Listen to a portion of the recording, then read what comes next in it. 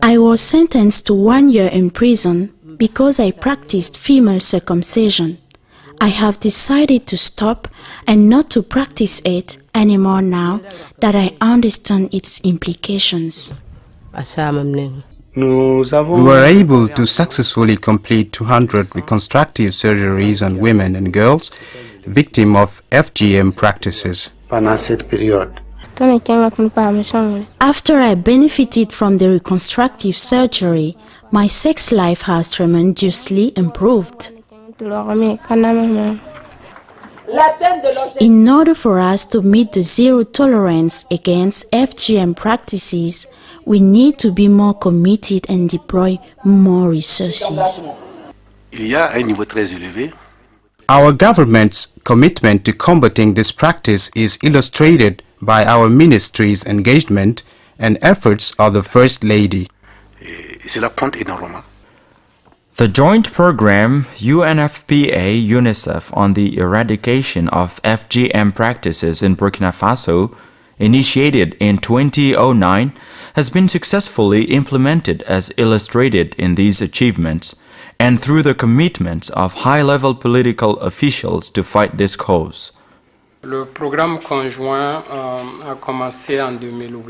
joint program UNFPA-UNICEF was launched in 2008 at our respective headquarters in New York. After joining 2009, Burkina Faso has shown continuous progress towards achieving the initial objectives of the program. The Permanent Secretariat of the National Council Against the Practice of FGM in Burkina Faso has led the implementation of the program, the structure responsible for coordinating activities to promote the abandonment of female genital mutilation in Burkina Faso.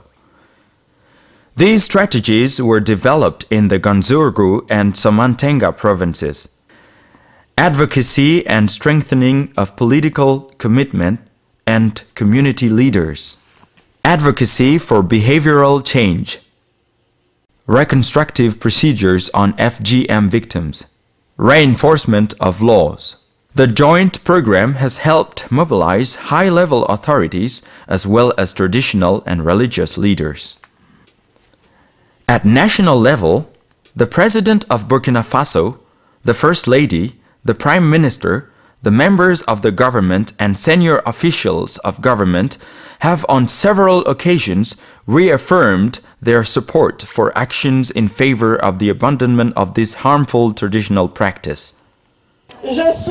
I wish that all the stakeholders, in particular governmental institutions, put more effort and more attention towards consolidating the gains accumulated over the years with particular regards to population issues.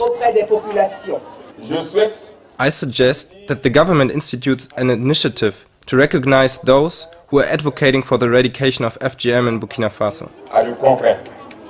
Also, at the regional level, political commitment has led to the realization of measurable anti-FGM activities. At the provincial level, the strategies have increased the involvement of administrative authorities. As chairman of the Provincial Committee for the Fight Against the Practice of Female Circumcision, I coordinated meetings, conducted awareness campaigns for the province Ganzourgou in order to end the practice of female circumcision. The primary government officials in administrative divisions were responsible for advocating and raising awareness on the issue. The mayor and his council rallied alongside all those who are fighting against this practice.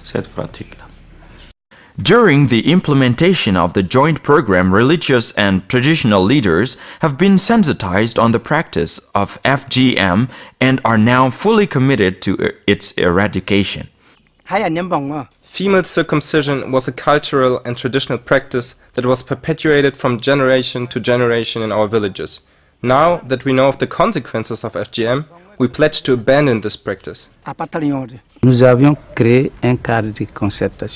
We have created a framework for dialogue between different leaders. During these meetings, we ask each leader to inform their respective communities on FGM and promote the eradication of its practice. To achieve zero tolerance against FGM also requires the involvement of religious leaders. The joint program has given them the necessary support to organize sermons and awareness sessions. During Sunday sermons and Bible camps, we inform people on the harmful effects of FGM. FGM was a very common practice in Quasimodo, but since the joint program, we have reached out to religious leaders, particularly in the mosques. We now see behavioral change in the Muslim community.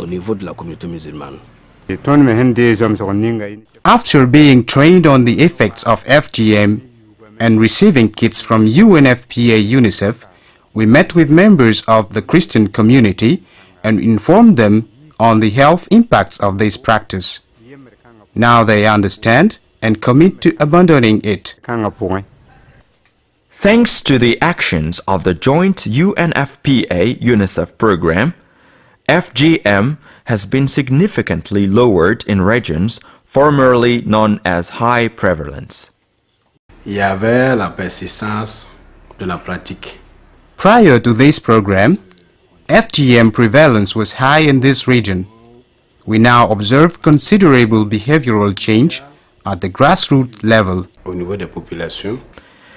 The involvement of the community, traditional and religious leaders has created a favorable end to the practice of female genital mutilation. This was made possible thanks to different activities that the program conducted.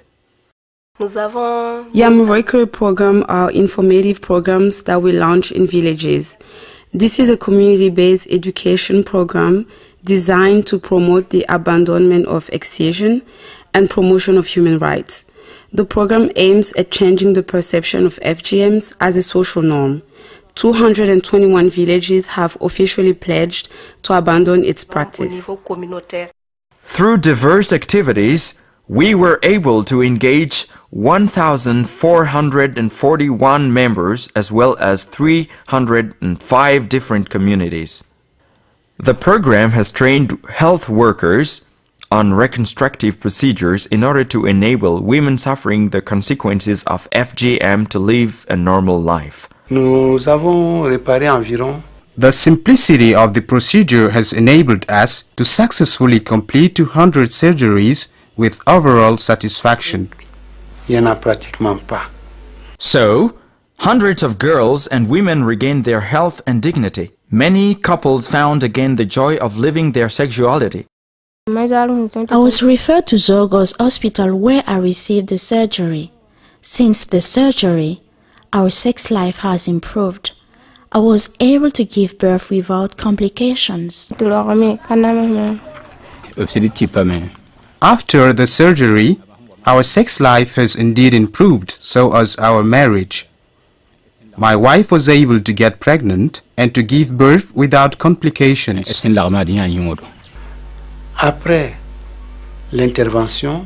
Reconstructive surgeries reverse these damaging impacts as most of the victims' sexual reproductive capabilities are restored. The surgery enables the victims to reconnect with their femininity and have a healthy and safe pregnancy. Millions of women victims of FGM in Burkina Faso live with the hope of one day receiving the reconstructive procedure to restore their dignity and sexual health. The implementation of this program has also contributed to the creation of better conditions for the application of the 1996 law criminalizing FGM in the country. So far, we have documented 4 reports on FGM and the perpetrators have been accordingly sentenced. 235 judges and judicial police officers were trained in the program. All program participants have been trained on how to properly disseminate the content of laws, as well as on adequate punishment for those who fail to respect the law. Several complaints were recorded as a result, and the perpetrators were found guilty. Prison times ranged from 3 to 24 months. I was sentenced to 1 year in prison, but after 6 months, The judge released me under the condition that I come back every 2 weeks for 6 months to sign papers. As for the fines, I paid more than 50,000 CFA, and my accomplices paid about 850,000 CFA. Through the 5 years duration of this program, many improvements have been noted. This program allowed us to train a number of judges and police officers who became equipped to try 11 cases of FGMs. From 2009 to 2013, the program raised awareness and informed 300,000 people about the negative and harmful effects of female circumcision. 2,188 people also committed to abandon this practice. Dans le cadre de la collecte des informations régulières que nous faisons, existing data collected by UNFPA points to the reduction of FGM practices as a result of the government's and partners' efforts to create favorable results. des résultats. The first achievement is the commitment of local authorities to portray FGMs as a harmful practice that needs to be abandoned. The second achievement is a widespread community engagement ranging from community leaders, religious leaders to stakeholder engagement, as well as journalists such as youth associations. Despite these good results, several challenges stand in the way. The practice is becoming more and more clandestine in some places, requiring more vigilance. In addition, the mobilization of financial resources remains a major challenge. At the current stage of the implementation of the joint UNFPA-UNICEF program to accelerate the abandonment of FGM in Burkina Faso, the dignity, rights, and reproductive health of many women has been restored. Its continuation and extension in many other parts of the country will give hope to many women and couples, but also allow many to escape this harmful traditional practice.